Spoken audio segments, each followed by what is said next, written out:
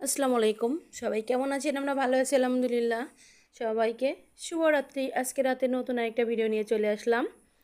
আজকে রাতের খাবারে থাকছে বিরিয়ানি, আর সন্ধ্যার ইফতারিতে ছিল বিভিন্ন রকম ফল, নারকেল দিয়ে চিড়া, শরবত, ছোলা, খেজুর আর দেশি মুরগির ডিম।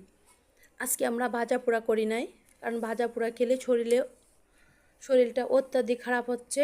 এজন্য আমরা আজকে বিভিন্ন রকম ফল আর ডাবের পানি, শরবত দিয়ে, এগুলা দিয়ে আমরা আজকে ইফতারি করেছি সবাই মিলে। আমার বাচ্চাদের অনেক সমস্যা হয়, তা বাচ্চারা তো মানতে চায় না, কিন্তু আজকে কোনোই ভাজা পোড়া বানাইনি।